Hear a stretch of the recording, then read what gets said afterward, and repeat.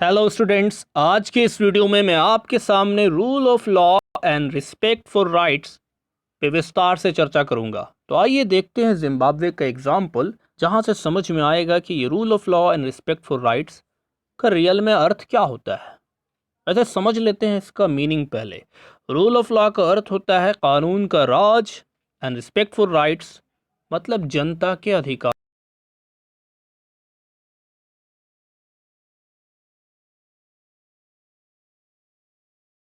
आती है कि सरकार पर राज चलाए और जनता के अधिकारों को बचाए और उन्हें बिल्कुल ना सताए। तो आइए समझते हैं इस छोटी सी कविता का मतलब। देखिए क्या होता है। जिम्बाब्वे आज़ाद हो जाता है 1980 में, और आज़ादी में सबसे योगदान जानू पीएफ नाम की पार्टी करती है, और उस पार्टी के लीडर का नाम रॉबर्ट मुगाबे होता है। वो लोग हमेशा इलेक्शन जीत जाते हैं। इलेक्शन कब से जीत रहे हैं? जब से आज़ादी मिला है। और आज भी जानू पीएफ की ही सरकार है जिम्बाब्वे में। हालांकि पार्टी के लीडर थोड़ा चेंज हो गए हैं। रॉबर्ट मुगाबे थोड़ी उम्र उनकी ज़्यादा हो गई थी, इसलिए उन्हें चेंज कर दिया गया है। आज के दौर में जो प्रेसिडेंट है उनका नाम है एमरसन यंगा। अब देखिए इनका जन्म जिम्बाब्वे कैसा था। रॉबर्ट मुगाबे इलेक्शन तो करवाते थे और इलेक्शन हमेशा जीत जाते थे। कौन सा जादू था भाई? तो जादू था साम दाम दंड भेद बेईमानी शैतानी। यही थी उनकी जादुई कला इलेक्शन जीत जाने की। जब ये सरकार में चुन के आते हैं तो ये कानून को इतनी मर्तबा इतने बार बदलते हैं जितने आप लोग तो डीपी नहीं बदलते होंगे। और इसका उद्देश्य होता है अपनी पावर को बढ़ाया जाए, अपनी पावर को बढ़ाया जाए और जिम्मेदारी जवाबदेही को कम किया जाए। अब इसका विरोध तो होना ही है, तो क्या यहाँ पे लोग अपोजिशन करने का इनके पास राइट है या नहीं, इसके बारे में चर्चा कर लेते हैं। क्योंकि रिस्पेक्ट फॉर राइट्स का मतलब क्या हो रहा है? जनता के अधिकारों की सुरक्षा, इज्जत, सम्मान। और जनता का ये अधिकार है कि वो सरकार के किए गए काम से, जिससे अगर वो खुश नहीं है तो उसका विरोध करे। लेकिन जिम्बाब्वे में ऐसा पॉसिबल नहीं था। अपोजिशन पार्टी के लोग भी सरकार के विरोध नहीं कह सकते थे। अगर कहेंगे तो उनको मारा जाता था, पीटा जाता था, तड़पाया जाता था, परेशान किया जाता था, और उनकी मीटिंग को पूरी तरह से तहस नहस कर दिया जाता था।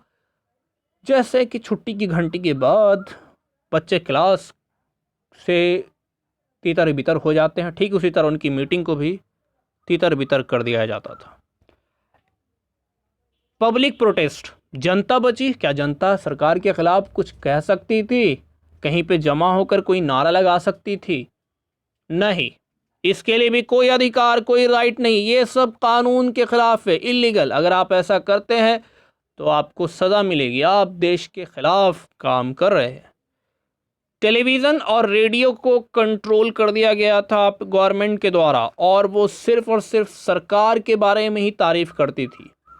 यानी ये लोग दिन रात तारीफ तारीफ तारीफ पे तारीफ और तारीफ पे तारीफ ही करते थे सरकार की, और सिर्फ उनकी ही बारे में बात करते थे। ऑपोजिशन पार्टी की तो चर्चा गवाह नहीं करते थे।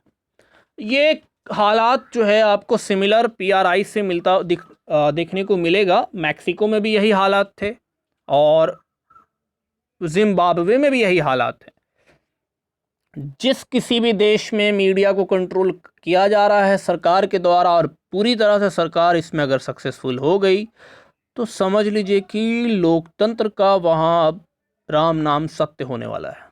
क्योंकि जनता के पास सही इन्फॉर्मेशन पहुँचेगा ही नहीं, या जब इन्फॉर्मेशन ही नहीं पहुँचेगा तो आपकी ओपिनियन ही सही नहीं होगी। आपका ओपिनियन ही गलत होगा, तो आप हर बार सही समझकर गलत नेता को चुन लेंगे।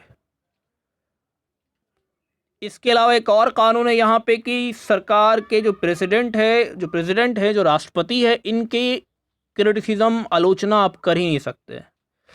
अब कोई ऐसे न्यूज़पेपर है जो इंडिपेंडेंट हैं, जो किसी के अंदर में नहीं आते हैं।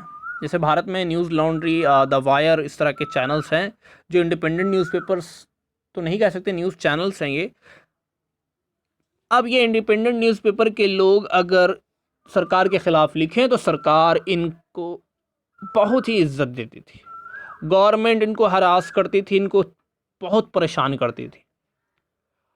यहाँ तक कि सरकार कोर्ट के जजमेंट को भी बिल्कुल नहीं मानती थी अगर वो इनके खिलाफ जाता था। अगर साथ में गया, सपोर्ट में गया, समर्थन में गया, तब तो वाह है वाह, लेकिन जहाँ अगेंस्ट है तो मैं नहीं मानता, मैं नहीं जानता, इनका यही जुमला था। अब यहाँ जिम्बाब्वे से आपको क्या पता चल रहा है, यहाँ की जो सरकार है, जो रूलर है, ये जनता बहुत पसंद करती है भाई, इसको बहुत ही ज़्यादा प्रसिद्ध हैं। लेकिन सिर्फ प्रसिद्ध होना, पसंद करना सफिशिएंट नहीं है, क्योंकि हिटलर को भी जनता शुरू में बड़ा पसंद कर रही थी। देखो, पसंद सरकार को जनता इसलिए करती है क्योंकि कई बार तो सही में वो काम करते हैं अच्छा, कई बार काम नहीं करते हैं लेकिन दिखा देते हैं कि हम कर रहे हैं, और इसके लिए मीडिया उनका मुंह, उनका भोंपू बन जाता है और जनता के दिमाग को बरगला देता है। आप देखिए कि पॉपुलर गवर्नमेंट भी डेमोक्रेटिक अनडेमोक्रेटिक हो सकती है, पॉपुलर लीडर भी ऑटोक्रेटिक हो सकते हैं। कोई ज़रूरी नहीं कि जिसको बहुत ज़्यादा जनता ने वोट देकर चुना है, बहुत मेजॉरिटी से वो चुन के आई है, तो वो बहुत ही अच्छी सरकार होगी, वो ऑटोक्रेटिक नहीं होगी। हो सकती है और ज़्यादा चांस है होने का, क्योंकि उनको तो लगने लगेगा कि एवरीथिंग इज़ फाइन, मैं जो भी कर रहा हूँ सबको पसंद आ रहा है, तभी तो लोग मुझे चुन रहे हैं। If we wish to assess the democracy, अगर डेमोक्रेसी को हमको सही से जांच पड़ताल करना है तो हमें इलेक्शन से पहले और इलेक्शन के बाद भी देखना है। जिस तरह हम इलेक्शन को देखते हैं कि यहाँ तो सबको वोट देने का राइट बराबर है, इलेक्शन ईमानदारी से हुआ, सिर्फ इलेक्शन ही नहीं इम्पॉर्टेंट है, इलेक्शन से पहले के हालात और इलेक्शन के बाद के हालात इंपॉर्टेंट है। इलेक्शन से पहले जो अपोजिशन पार्टी है, क्या उनको भी प्रचार करने के लिए दिया जा रहा है? जैसा कि PRI के केस में, मैक्सिको केस में ऐसा नहीं था। इलेक्शन के बाद क्या जनता के अधिकारों की रक्षा की जा रही है? अगर नहीं की जा रही है तो पूरी तरह से गड़बड़ घोटाला है। ऐसा नहीं कि हम सिर्फ वोट दे दिया, सरकार चुन लिया, हमारे पास इक्वल राइट है वोट का, तो अब हमारी जिम्मेदारी ख़त्म। नो नो नो, डेमोक्रेसी में ऐसा नहीं है, नो नो नेवर, ऐसा नहीं है। यहाँ पे पॉलिटिकल एक्टिविटीज़ के लिए भी रूम होनी चाहिए, सरकार के ख़िलाफ़ बोलने के लिए भी रूम होना चाहिए, इलेक्शन से पहले भी और इलेक्शन के बाद भी। इसका मतलब स्टेट हर किसी लोगों का जो बेसिक राइट्स है उसको रिस्पेक्ट करे, जैसे कि freedom to think, freedom to have opinions, उसको बोलने की आज़ादी, सोचने की आज़ादी, ग्रुप बनाने की आज़ादी, प्रोटेस्ट करने की आज़ादी, पॉलिटिकल पार्टी बनाने की आज़ादी, जो कि भारत में आर्टिकल 19 में दी गई है। अब ये सारी आज़ादी हर हाल में होनी चाहिए ग्राउंड लेवल पे, तभी वो डेमोक्रेसी सक्सेसफुल होगा। और हर कोई कानून के सामने बराबर होना चाहिए, और साथ साथ में ये जो राइट दिया गया है लोगों को, इसको प्रोटेक्शन करने का काम, इसको बचाने की जिम्मेदारी किसके पास है? तो न्यायालय, जुडिशरी, जिसका ऑर्डर हर कोई माने। ऐसा ना हो जिम्बाब्वे की तरह कि रॉबर्ट मुगाबे जब चाहे कानून को बदला दे, कानून की बात, कोर्ट की बात को ही ना माने। ऐसी सिचुएशन को हम लोग डेमोक्रेसी नहीं कहेंगे। इससे पता चला कि जो सरकार है इसमें बहुत सारा कंडीशन अप्लाई होता है इलेक्शन के बाद भी। ये तो इलेक्शन के पहले की बात हम लोगों ने कर ली। जस्ट बिकॉज कि सरकार जीत गई है तो जो दिल में आए वैसा नहीं कर सकती, इसको कुछ बेसिक रूल को रिस्पेक्ट करना होगा। यहाँ माइनॉरिटीज़ जो है, जो अल्पसंख्यक लोग हैं, जिनकी आबादी कम है, चाहे जाति के एतबार से, धर्म के बुनियाद पे या फिर भाषा के बुनियाद पे, हर किसी का रिस्पेक्ट करना चाहिए, हर किसी को प्रोटेक्शन प्रोवाइड करना चाहिए। साथ साथ में जितने भी मेजर डिसीजन होना चाहिए उसमें कंसल्टेशन, डिबेट, हर किसी की राय लेना बहुत ही ज़्यादा ज़रूरी है। और साथ साथ में जो लोग ऑफिस में चुन के आए, सरकार के जो प्रतिनिधि बने हैं, उनके पास अधिकार तो दी गई है, उन्हें पावर तो दिया गया है, लेकिन साथ साथ में रिस्पॉन्सिबिलिटी भी है।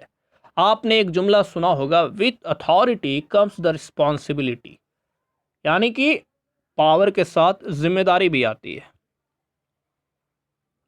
इसके साथ साथ ये लोग जनता को जवाबदेह होंगे, तो साथ साथ सिर्फ जनता ही को जवाबदेह नहीं होंगे, बल्कि कुछ इंडिपेंडेंट बॉडीज़ भी है जो सरकार से पूरी तरह से मुक्त है, उनके प्रति भी जवाबदेह होंगे। जैसे भारत के केस में इलेक्शन कमीशन, जो ऐसा कर सकते हैं कि सारे पार्टीज़ की पड़ताल कर सकते हैं।